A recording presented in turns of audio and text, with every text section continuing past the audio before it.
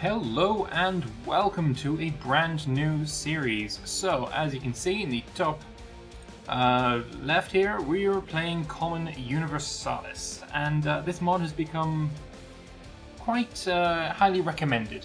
So, we're going to give it a try, and I haven't played too much of it. I know my way around some of the mechanics, but some are still a little bit unknown to me.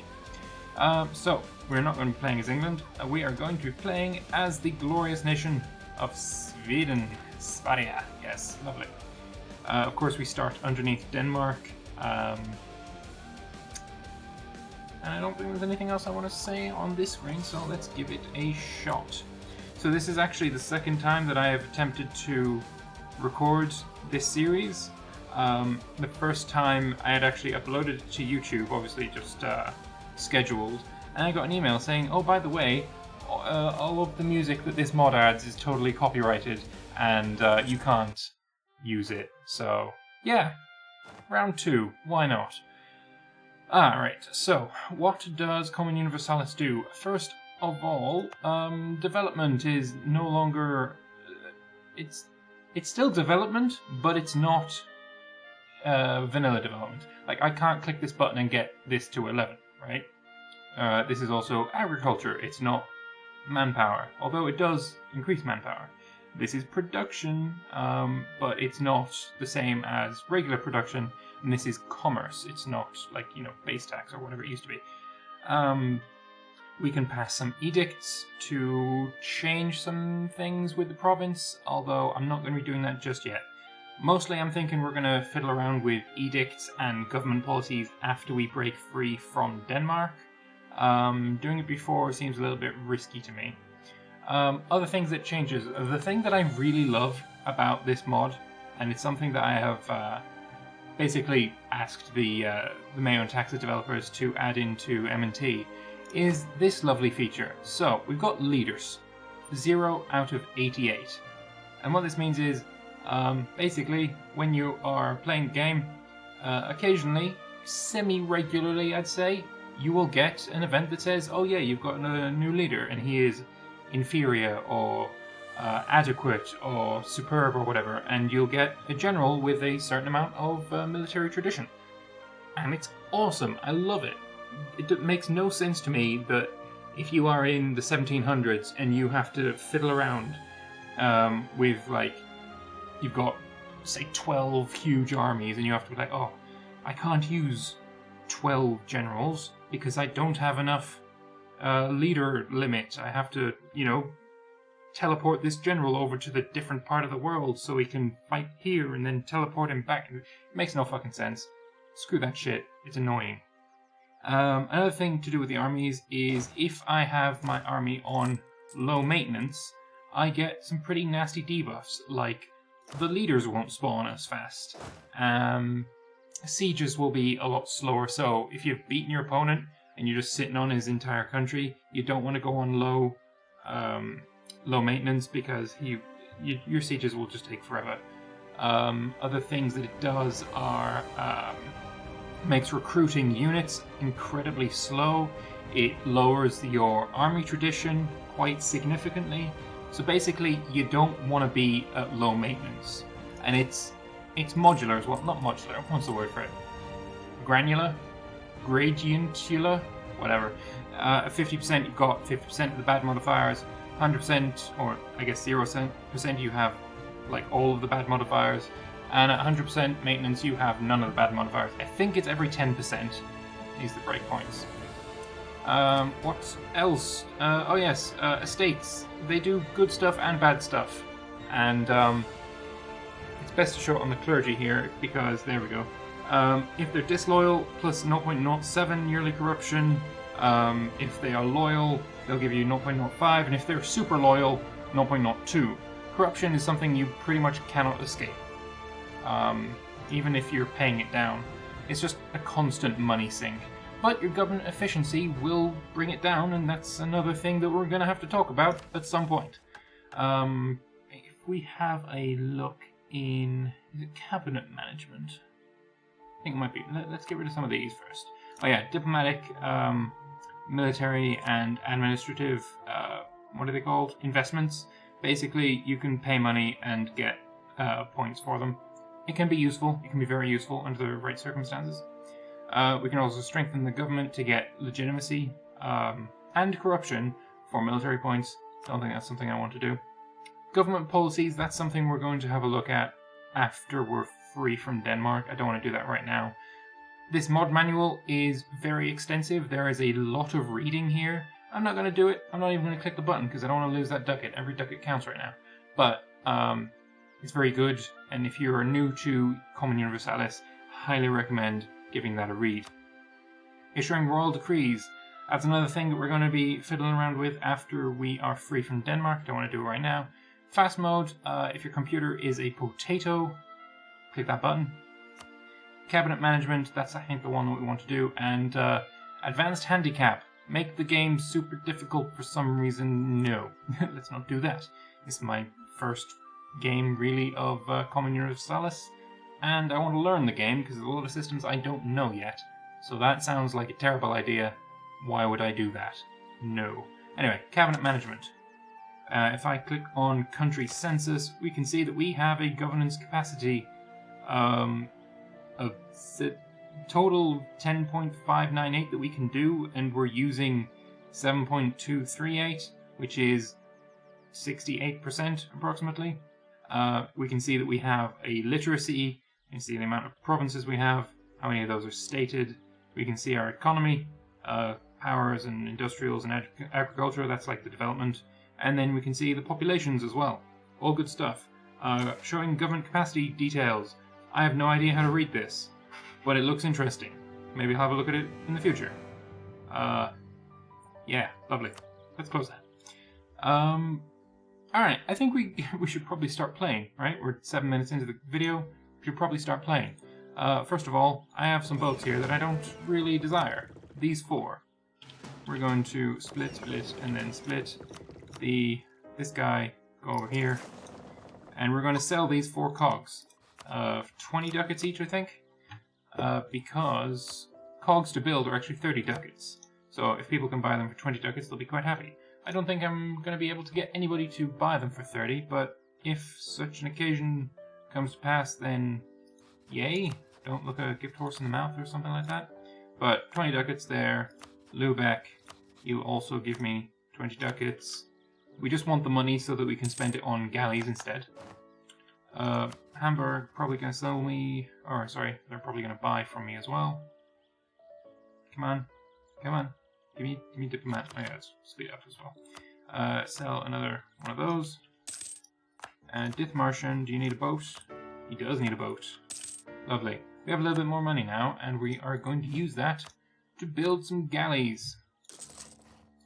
434, 434, 434, and 434. Build one in Österbotten. That's where I live. Right. We also want some more infantry, I guess. We want to be able to really push this first war and break free from Denmark convincingly.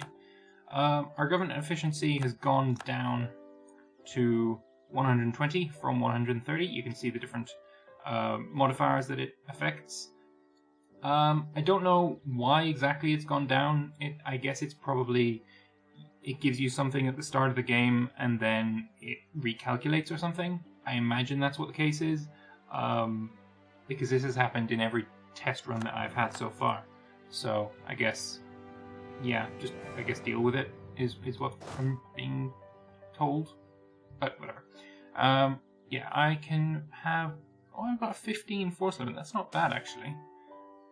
Gain 50 admin for 50.5 inflation. Sounds like a good trade. You've joined a thing, and here is one of those new generals that I was talking about. So, he is an inferior general, which means he has only 10 tradition. But if we get lucky, some of that 10 tradition will go into shock pips, because Denmark has only 2 of those. It's got tons of maneuver, not so much in the shock department. So, cross your fingers, and we'll see what we got. Well, whatever, we'll click him anyway, and he can drill, and hopefully he'll get some shock at some point in the not too distant future. One thing we could have done is do a promise of peace. Basically, you spend some money, and if you are not at war for the next 5 years, you gain a stability. And if you fail to keep that promise, you lose 50 admin. It's interesting, and certainly can be worthwhile. Alright, we're going to collect and trade. I don't know why exactly we got an extra merchant there, but remember what I said about gift horses and mouths and shit? Oh yeah, inflation. We just had an event there that talking about inflation. Inflation is something that is not universally bad and not universally good. So basically, if your inflation is going up ridiculously highly, like every month you're gaining like shit tons, that's bad. If every month you're losing shit tons, that's bad. Basically, all the merchants and shit in your country have no idea how to price things because inflation is all over the place. So that's bad. What you want is something steady, right? It doesn't have to be completely flat because inflation does encourage growth, I think is how I understood it. But you can basically force your country to have some inflation and deflation with the royal decrees. And we can see, if we have a look at our inflation rating here somewhere. Inflation impact, there we go. So at the moment we've got inflation impact plus 0.1, and that is giving us development time, production efficiency, and goods produced modifier at the cost of 0.5 point of unrest. That's pretty good. Production efficiency and goods produced modifier, everyone knows what that is, that's always awesome. Development time is basically the growth of these, I don't want to call them pops, development units? I don't know. But basically these will grow, and I think agriculture turns into production, and then production turns into commerce. Commerce obviously being the most valuable, but basically development time just makes this go faster. So yeah, inflation can be good. It's not universally bad. Just like in real life, I guess. Alright, either way, I want to improve relations with a couple of countries. So, relations improve with Poland. I want to also do it with Muscovy. And with any luck, we'll see Poland go to war with the Teutonic Order. And if they get a port in their resulting war, we could see Poland supporting our independence. If we see Muscovy taking on Novgorod and taking Neva, they will also support us. It sometimes doesn't work out that way, but sometimes it does, and when it does, it's good, so we'll try for it. Boats, we're going up to our force limit over here. We're building... I thought we were building some infantry. I guess not. Building a couple of infantry. That brings us to 6. Let's go to 8. So we just need a little bit more money. Our income is not terrible, which is quite nice. Most of it is coming from taxes. Alright. Also, when you lose manpower, your manpower goes up faster. When you're full manpower, your development time changes. Poland's donated to Venice, whatever. And Denmark got an heir, which is actually pretty good for them. So yeah, when your manpower is low, your recovery speed changes and war exhaustion changes, and when you're at 100%, the extra men go and work in the fields and the farms and the everything, and it's just good shit, really. New decisions. I don't want to click any of those buttons. It's going to be very difficult this first war because we're very much outmatched at sea. Like ideally we'd get Teutonic Order, Livonian Order, and like Lubeck maybe, but they don't. It's very difficult to get them in your war. So yeah, at 80%, which is what we were at, we lost development time. And then once we went up to 90%, this modifier went away, and now we have slower manpower recovery speed, and then the war exhaustion goes down faster. So that's good stuff. I've heard this mod be described as Neo and Taxes Light, and I don't necessarily think that's fair, but there is comparisons to be made, like valid comparisons.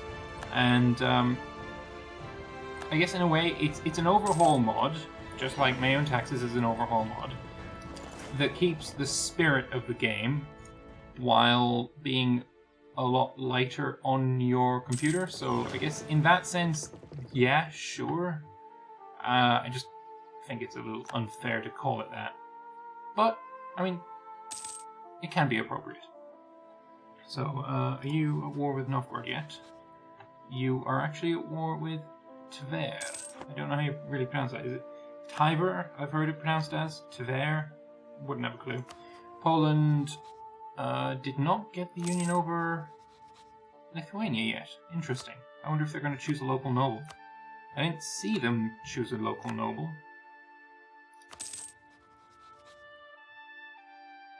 Maybe they did. Did they choose Jan Sobieski? I have no idea. Oh wow, the rebels are fighting each other, and that's letting Denmark win. Oh, that's a shame, actually. These Danish noble rebels have just ruined my strategy, which is to let the rebels stand on Lund forever, so that the Danish couldn't come over. And there, we're now at 99%, which gives us development time, and manpower recovery speed goes even slower, but the war exhaustion changes even faster. And then we should be at 100% soon. Hey, whoa, whoa, whoa, whoa! What are you doing? Can I escape? Can I... What the No. No. Oh man, this is really sucky.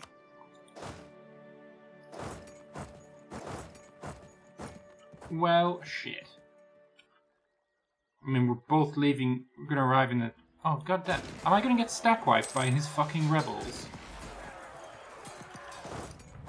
No, I'm not. But I lost so many men. Denmark, fuck you.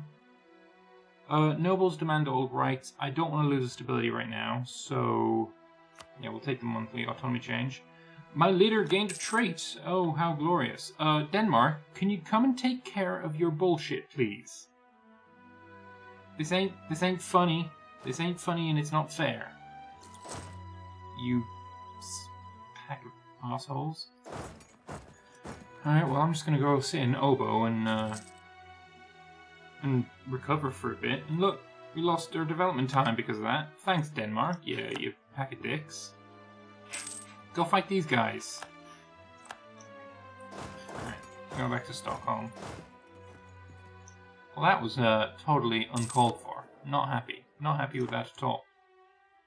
Yeah, just go siege Denmark. You don't need to be in Stockholm. Let's keep an eye out for this next time, because this was shit. Alright, you're going in for a two-pronged attack. They should win this pretty easily. Our manpower is going back up, which is nice. And, yeah, the rebels are dead. So I wonder how I'm going to get some help for this war then, because that was a pretty big part of my strategy, is having the rebels stay in Lund, and then obviously Denmark can't go in here.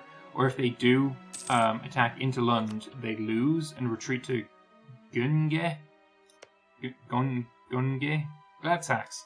They go to here, and then you can just immediately stack wipe them, or attack them when they're here. But how to do it now, I don't know. I don't know at all. Who are Denmark's enemies? England? England could be very, very useful. And how the hell do you own Ayrshire and Lothian? Is it England going ham here? Because what the hell? How the hell did you get this? Very interesting. Did not see that going. The local nobles are protesting. Our new ruler seems to be favouring nobles from his own realm for employment in the state. Our existing nobility is upset that their centuries of good breeding are being foolishly ignored. Behead a few of them, or candidate with the guilds. Well, I mean, I don't really care about my opinion of Denmark. Like, I'm not going to go below 50 Liberty Desire anyway. Actually, I already am.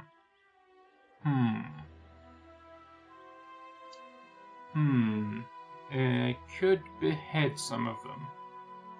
Let's behead a couple of them. And now Denmark's over here in Gotland. Hopefully they give me Gotland. There's a chance that I could get an event that says like Denmark is willing to just give me Gotland for free for no reason, and hopefully we get that. We might get lucky, but we might also get bones, so who knows. Right, has anything changed with regards to force limits? Not quite. 821. Oh yeah, you start with artillery in Common Universalis. It's the game's not going to bone you like it usually does. Muscovy declared war on Novgorod. That was expected. And yeah, hopefully they take Novgorod and Neva. They might not. It's totally chance-based. I have seen them where they take this. I've also seen it where they ignore Novgorod entirely and just take all of this crap land up here. So I guess we'll find out how that goes. Poland's quite happy with me. Doesn't seem like they went for they don't even have an alliance with Lithuania. This is a very strange run so far. Nothing is going as expected. Still only have the one general. Also, to recruit a new general is like, I think it's just double the cost. It seems that way. Either way, it's really expensive. For missions, our first mission will of course be to break free from the Kalmar Union. Baltic Fleet, we need naval force limit at 25, so obviously we can't do that just yet. But basically, we need to be free. I want to break free. I want to break free. I want to break free from your lies, I can't remember the words. Damn it. Alright. Poor government policies. Lose stability or lose 25 ducats. Well, that's an easy choice. That's a very easy choice. How am I going to break free from Denmark? Who will help me? We're improving relations with Teutonic Order. Like, maybe they'll help us out. Belo-Ozero is helping out Muscovy. Are you a vassal? Yes, you are. Livonian Order we should probably befriend as well. We're at negative 132 because neutral towards Denmark. Yeah, that seems to be the case. Manpower is now at 100%, which means we have lots of good stuff going for us. France is donating to everybody and their uncles. We could get England to support us right now, so I think we should do that. That will help us a lot. That means that naval dominance is definitely going to be ours. We just need to win the land war. At the moment, we're a little bit outmatched. We do have the ideas advantage. Infantry combat ability is amazing, but we that's not all that we need, you know. So nobility gains 15 loyalty. The burghers lose 20 loyalty. Or the other way around, the clergy could gain loyalty. Who would be the easiest to please? It's all prestige based, right? Or I could give money away, but that's not going to happen.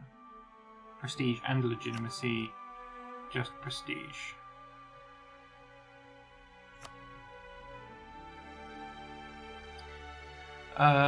Let us piss off the nobility and then grant monopoly charters to the burghers.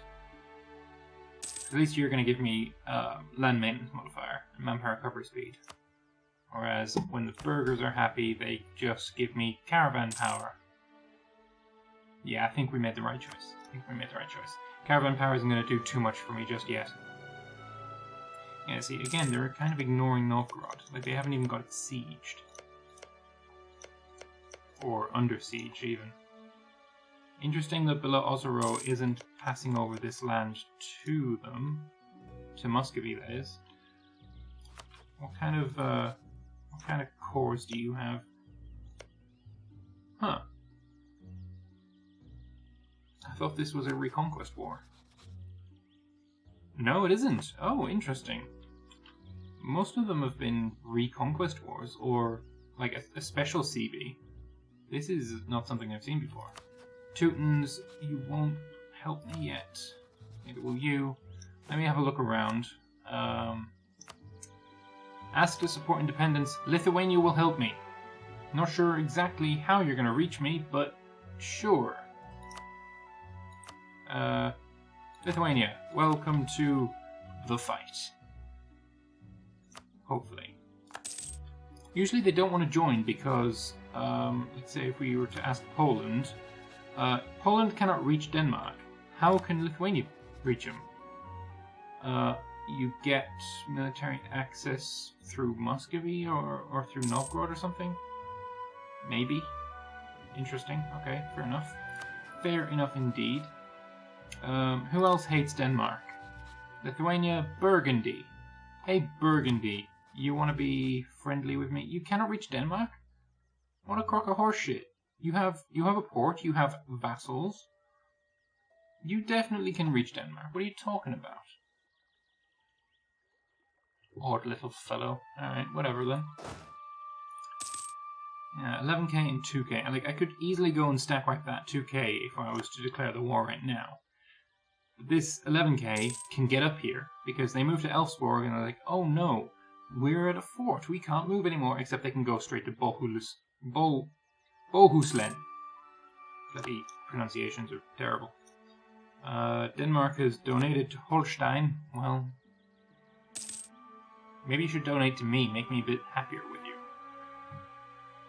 Doesn't seem like that's going to be very likely, is it? Treason against Sweden. So, I could lose army professionalism and lose manpower in Östergötland, which is over here.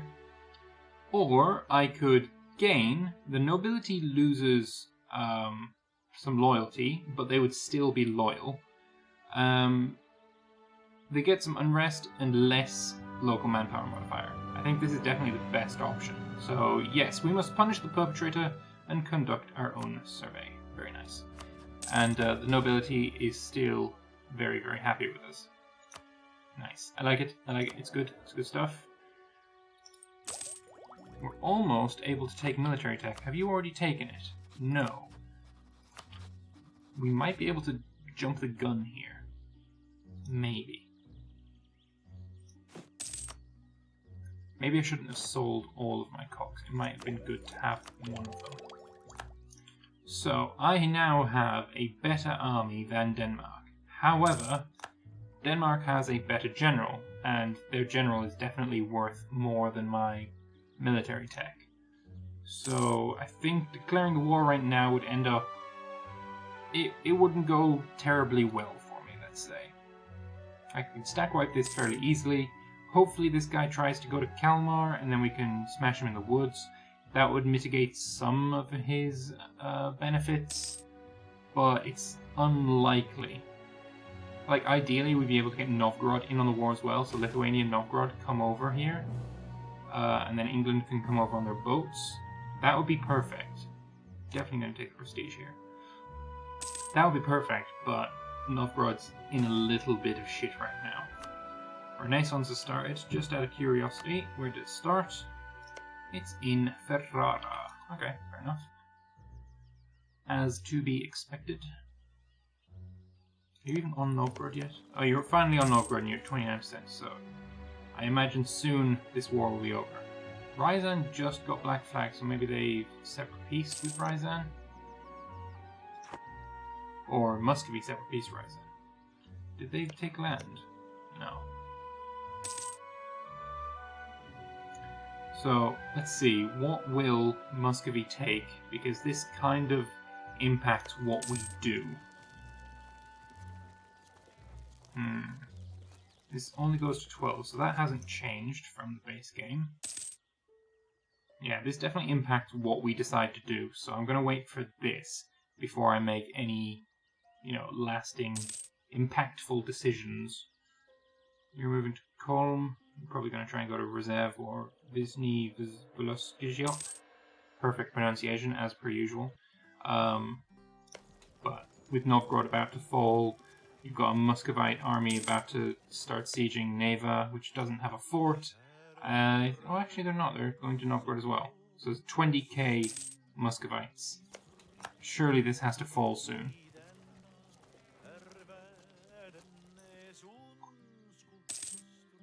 and like say, hopefully Muscovy decides to take this, and then rivals Denmark. Do you already have all your rivals? No, you don't. You could totally do it. If you took Novgorod and Neva, you could absolutely rival Denmark. Of course, I'd need some help to beat Muscovy in the later stages of the conflict, of this campaign. But it can be done. It can be done indeed. Alright, let's improve relations with you as well. Already at plus 75 with Muscovy. Maybe we can make that a little bit better. Maybe I accidentally clicked a button there that I shouldn't have. Alright, improve relations again with Muscovy. Novgorod has fallen. Surely the war will be over now.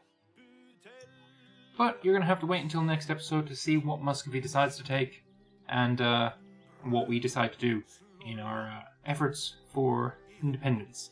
Because I'm going to end this episode here. So, with this being the first episode in a brand new series, likes and comments actually do matter quite a lot. So, if you'd be so kind, I would very much appreciate it. And yeah, I'm quite excited for the series. I think it's going to be a good one. The mod seems pretty cool. I'm interested to learn about it. I don't know all that much, so especially if you have experience with Common Universalis and you have any tips, tricks, that kind of thing, please do leave them down in the comment section below. And yeah, I hope you enjoyed it, and I'll see you next time. Bye-bye.